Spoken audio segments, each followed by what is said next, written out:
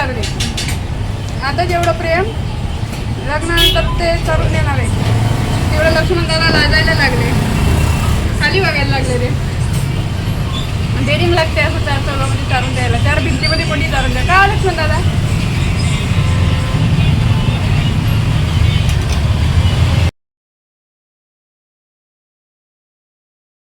Friends नमस्कार, स्वागत आहे तुमचं करिश्मा लाईफस्टाईल या यूट्यूब चॅनलवरती. तर कसे आहात सगळे, मजेत ना. आय होप तुम्ही मस्त आणि मजेत असणार आहे. तर मस्त राहा, सुस्त राहा आणि माझे व्हिडिओ बघत राहा. आणि फ्रेंड्स, आयुष्य हे एकदाच आहे, म्हणून मन मारून नाही तर मन भरवून जगा.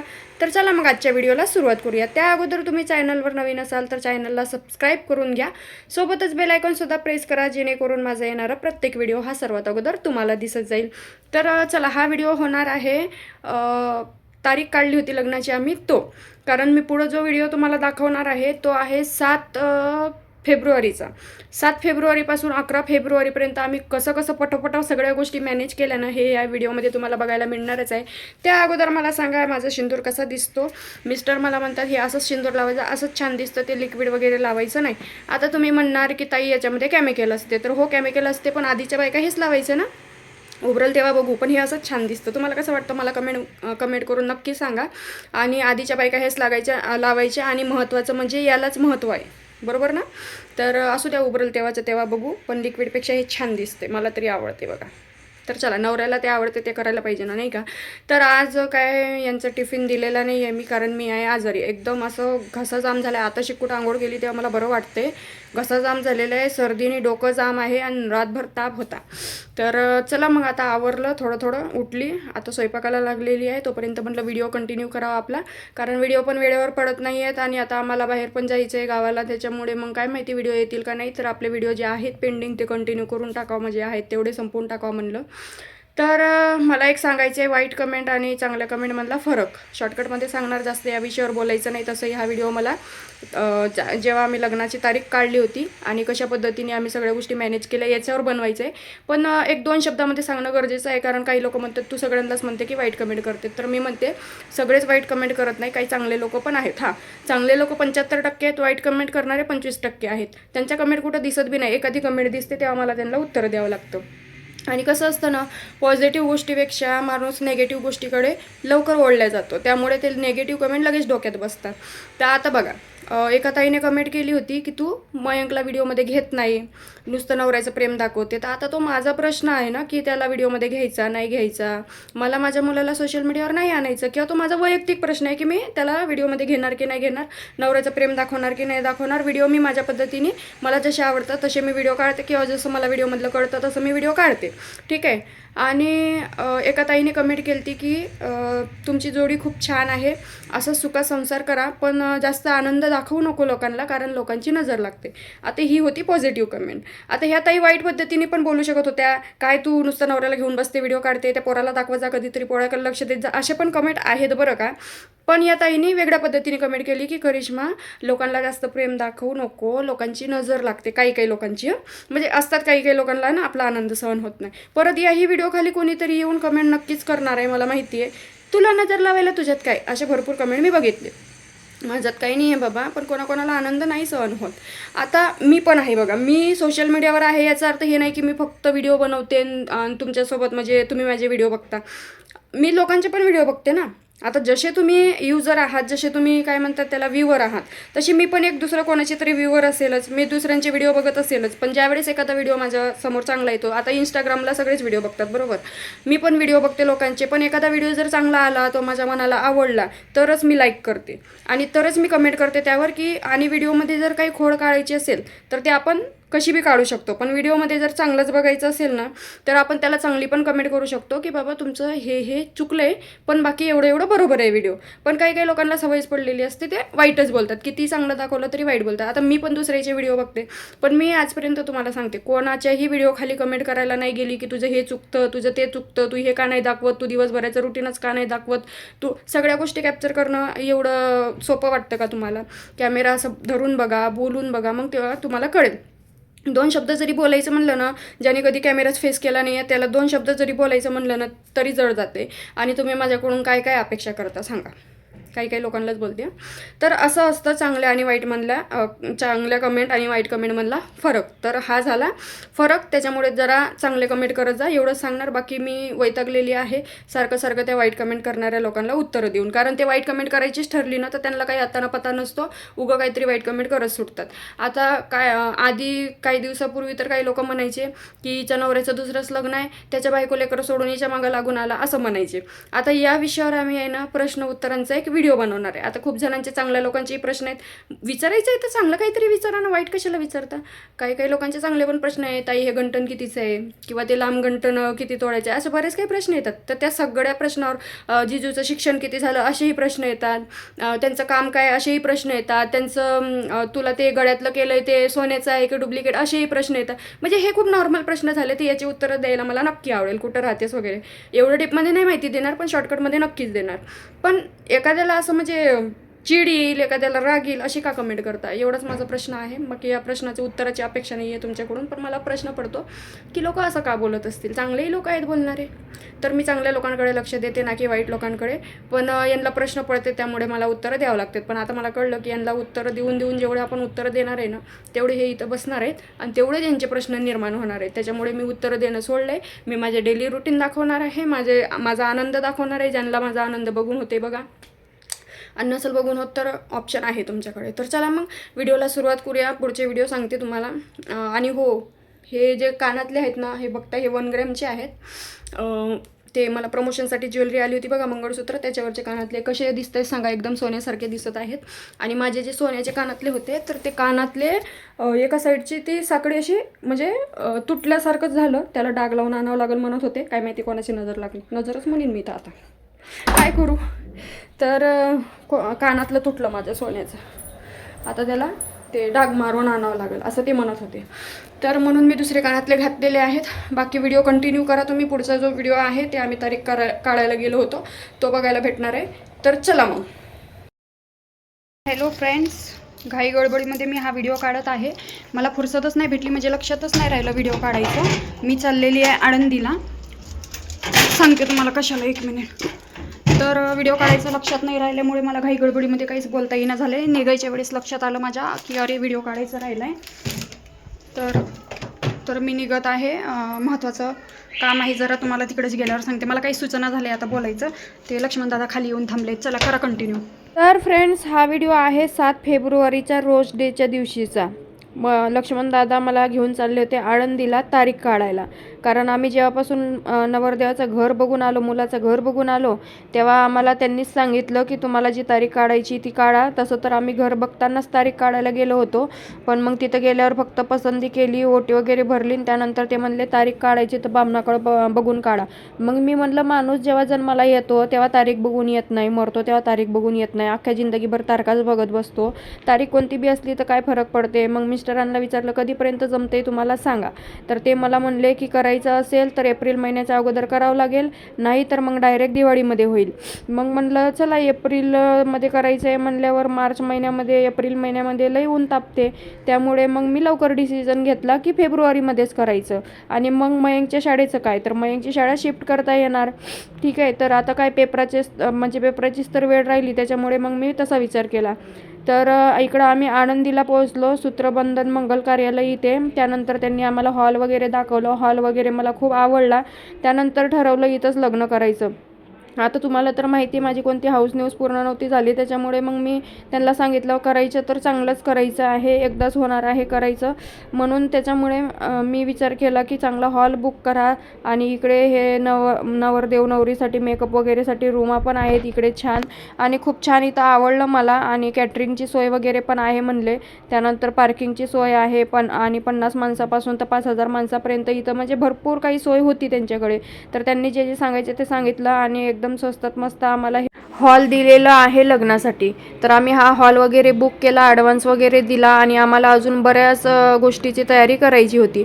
तर इथं आल्यानंतर हे हॉल डायरेक्ट बुक करण्याचं एकच कारण होतं की इथं आल्यानंतर आम्ही आधी तारीख विचारली त्यांना कोणती शुभ तारीख आहे. आणि त्यांनीच त्या लोकांनी सांगितलं आम्हाला ह्या तारखा आहेत, याच्यामधून तुम्ही कोणत्याही तारखेला करू शकता, सगळ्या तारखा शुभ आहेत. मग त्याच्यामुळे आम्ही लगेच जवळची तारीख काढली आणि ती एकच शेवटी मग दुसरी काही तारीखच नव्हती आमच्याकडे, त्याच्यामुळे तीच एक तारीख काढली. मग 11 तारीख निघली आणि 7 तारखेला आम्ही गेलो होतो. आजच्या आज आम्हाला रूम पण बघायची होती, कारण दुसरीकडे लग्न झालं म्हणल्यावर मग दुसरीकडे शिफ्ट व्हायचं होतं, कारण त्यांचं जिकडं काम आहे तिकडं शिफ्ट व्हावं लागणार ना. मग दुसरीकडे शिफ्ट व्हायचं होतं म्हणून रूम पण बघायची होती एका दिवसामध्ये. आणि एवढं कात्रज कुठं आळंदी कुठं एवढा लांब आलो होतो आम्ही. मग त्याच्यामुळे आम्हाला एका दिवसामध्ये सगळे कामं उरकायचे होते. तर पटापट इकडं आम्हाला एका ठिकाणी भूक लागली तर बसलो इकडं नाश्ता करायला आणि ते काय तिथंच चारून द्यायला लागले बाबा. मग मला आश्चर्यच वाटला, म्हणलं लग्नाच्या अगोदर एवढं प्रेम तर लग्न झाल्यावर किती जीव लावतील. आणि तुमच्या माहितीसाठी सांगते, तुम्ही सगळे विचारत होते ना की चैनीबद्दल गळ्यातल्या, तू तर हो म्हणली, आधीच चैन घातली नंतर प्रपोज केला वगैरे. तर माझ्याकडून पहिला प्रपोज कधी केला हे मला तुम्हाला सांगायचं होतं. आणि ज्या वेळेस आम्ही मुलाचं घर बघायला गेलो त्याच्या अगोदरच त्यांनी ती चैन केली होती, तेही तुम्हाला सांगते. ज्या वेळेस आम्ही कृष्णसागर हॉटेलला सगळे भेटलो, लग्नाची गोष्ट पक्की झाली, तेव्हा त्यांनी त्यांच्या हातातली सोन्याची अंगठी काढून लगेच माझ्या हातात घातली आणि मला बोलले की तुझ्यावर विश्वास आहे, आजपासून तू माझी बायको. त्याच्यामुळे मग मला असं वाटलं की ठीक आहे, यांनी एवढा विश्वास जर टाकला आहे माझ्यावर तर मी पण जीव लावा, हा माझं काम आहे आणि मी यांच्या विश्वासाचा घात कधीच होऊ देणार नाही, हेच मी मनात तेव्हाच पक्क केलं.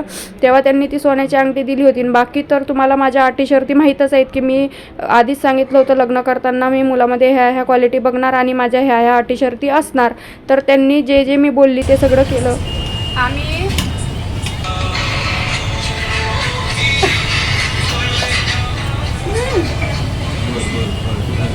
बोलू नको व्हिडिओ नाही काढले पाहिजे म्हणून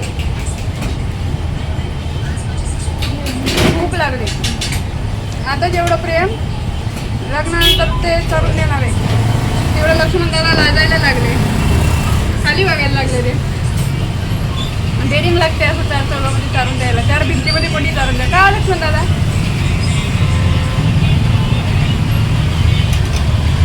मग आम्ही 7 तारखेलाच तारीख वगैरे बुक केली, फिक्स केली लग्नाची. आणि त्यानंतर आम्हाला रूम बघायला जायचं होतं. तर मयंक त्यांच्या गाडीवर बसला आणि मयंक आधीपासूनच म्हणजे एकदम फ्रेंडली झाला, लगेच मिसळला त्यांच्यामध्ये. हे बघून मला पण खूप छान वाटलं.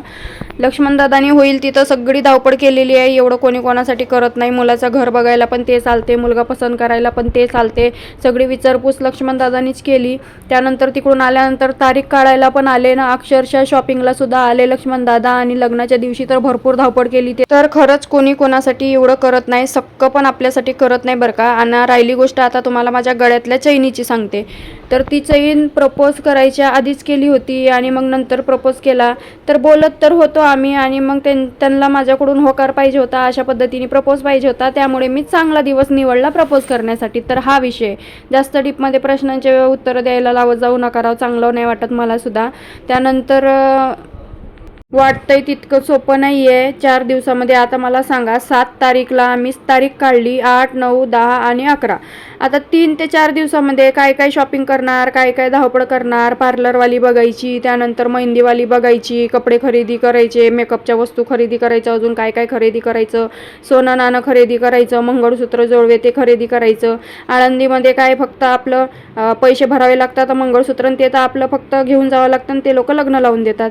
मग आम्ही गेलो एका सोनाराच्या दुकानामध्ये. तर तिकडं मला एक डिझाईन आवडली मंगळसूत्राची, छान होती. पण मला फक्त ते पॅन्डल घ्यायचे होते आणि जी चेन दिसत आहे ती काही घ्यायची नव्हती, कारण काड्या मण्यांमध्ये होऊ अशी माझी इच्छा होती. कारण लग्नाला जास्त खर्च होऊ नये असं माझं म्हणणं होतं. पण ते मला म्हणले की तुझ्या मर्जीप्रमाणे सगळ्या गोष्टी झाल्या पाहिजेत, तुला ही चैन आवडली का सांग. मग मी त्यांना हो तर बोलली. आता मला काय माहिती होतं हो बोलल्यानंतर असं काही होईल. आणि ते मला म्हणले की ठीक आहे, तू हो बोलली, तुला आवडली, विषय संपला आणि घेऊन टाक.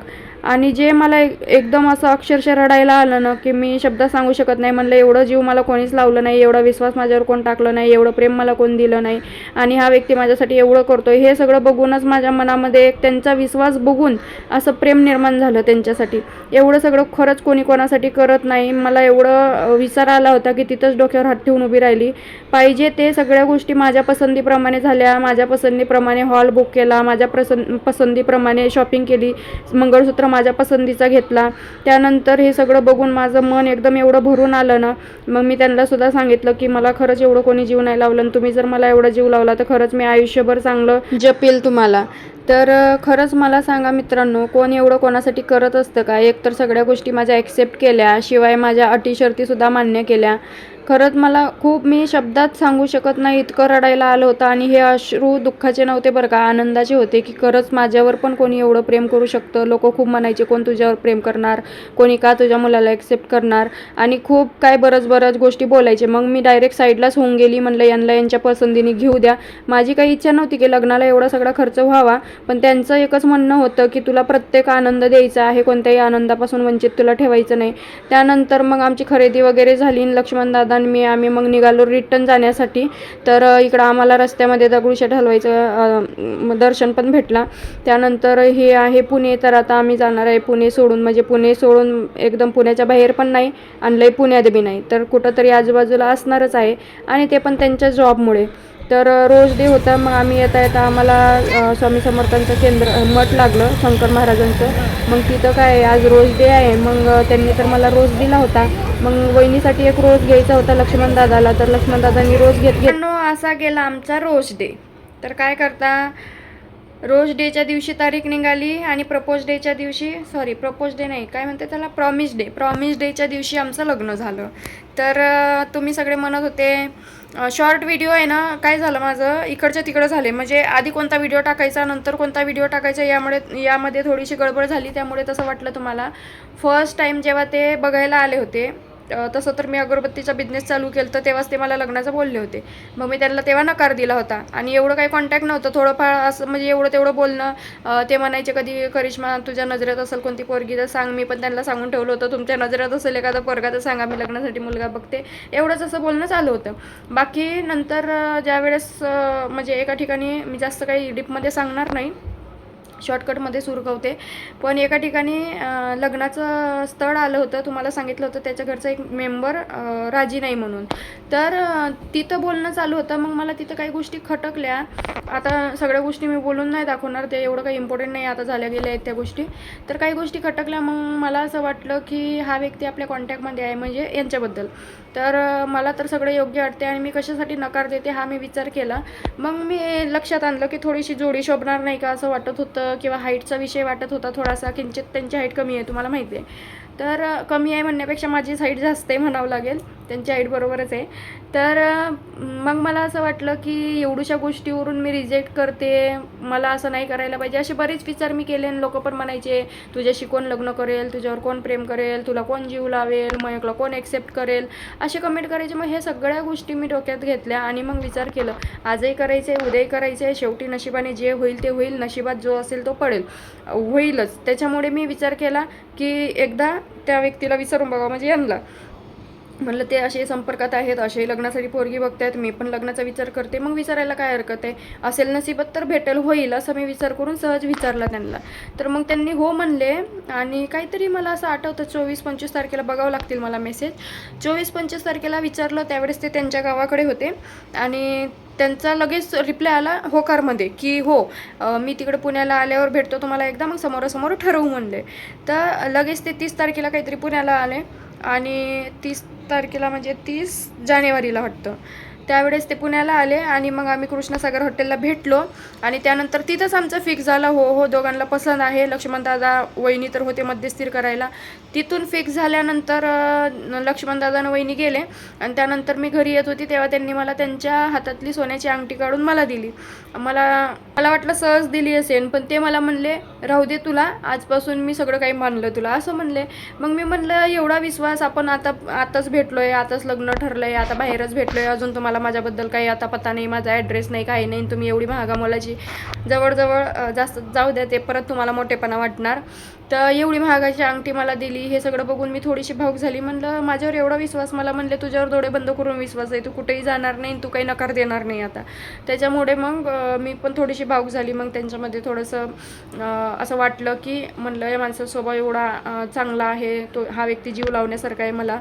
मग पुढचा व्यक्ती आपल्याला जीव लावतो म्हणल्यावर आपण बी त्याला जीव लावणार की. मग मला तिथं वाटलं की सगळं काही योग्य आहे. मग मी त्यांना माझ्या ज्या अटी शर्ती आहेत त्या सांगितल्या, त्याच्यात पण त्यांनी काही अडथळे आणले नाही. ही गोष्ट मला मला त्यांची पटली. त्यांनी लगेच होकार दिला, माझ्या अटी शर्ती पण मानल्या. त्या पद्धतीने त्यांनी लगेच त्या माझ्या अटी शर्ती पूर्ण केल्या आणि मग मी ती चेन वगैरे केली आणि मग त्यानंतर आम्ही त्यांचं घर बघायला गेलो. आणि घर बघून तिकडून आल्यानंतर लगेच 1-2 दिवसामध्ये आम्ही तारीख काढायला गेलो. तारीख फिक्स केली. त्याच दिवशी आम्ही रूमा पण बघितल्या, रूम फिक्स केली. आता ती रूम आम्हाला भेटणार होती डायरेक्ट आमचं लग्न होऊन बी 10-12 दिवसांनी, कारण नवीन बिल्डिंगचं काम चालू होतं त्यांच्या, रूमचं काम अजून झालेलं नव्हतं, पण ते तोपर्यंत रेडी होईल म्हणून आम्हाला सांगितलं होतं. मग आम्ही ती रूम पण बुक केली त्या दिवशी, तारीख पण काढली आणि 3 दिवसामध्ये आम्हाला सगळी लग्नाची शॉपिंग करायची होती. एकतर मंगळसूत्र आणि पट्ट्या तेवढ्या घेतल्या होत्या, कानातले वगैरे घेतले होते आणि ते पण त्यांनी माझ्या मनपसंतीचं घेतलं ना. त्यावेळेस असं मन भरून आलं. त्यावेळेस अजूनच त्यांच्यासाठी जास्त वाटलं की नाही, हा व्यक्ती एवढा जीव लावतोय म्हणल्यावर खरंच या व्यक्तीला आयुष्यभर जपून ठेवायला पाहिजे. त्या अशा पद्धतीने आता जास्त बोलत नाही मी, पुढचं परत तुम्हीच काही काही कमेंट करणार मला माहिती आहे. तर असू द्या, कसं का झालं असो ना, 3 दिवसामध्ये मग आम्हाला पुढची शॉपिंग करायची होती. शॉपिंग केलेलेचे व्हिडिओ पण काढलेले आहेत आणि लग्नाला कोण कोण आलं होतं, कसं काय, हे सगळं मी तुम्हाला नेक्स्ट व्हिडिओमध्ये सांगेन. शॉपिंगच्या व्हिडिओमध्ये सांगेल किंवा त्याच व्हिडिओमध्ये सांगेल जेव्हा कोण कोण लग्नाला आलं होतं. थोडे थोडे व्हिडिओ माझ्याकडे काढून ठेवले आहेत. असे सगळे व्हिडिओ मी शेअर करणार आहे हळूहळू. हा व्हिडिओ कसा वाटला मला नक्कीच सांगा. आवडला असेल तर लाईक, कमेंट, शेअर, सबस्क्राईब करा आणि भेटू लवकरच पुढच्या व्हिडिओमध्ये. तोपर्यंत तुम्ही मस्त राहा, स्वस्त राहा, काळजी घ्या. Bye bye.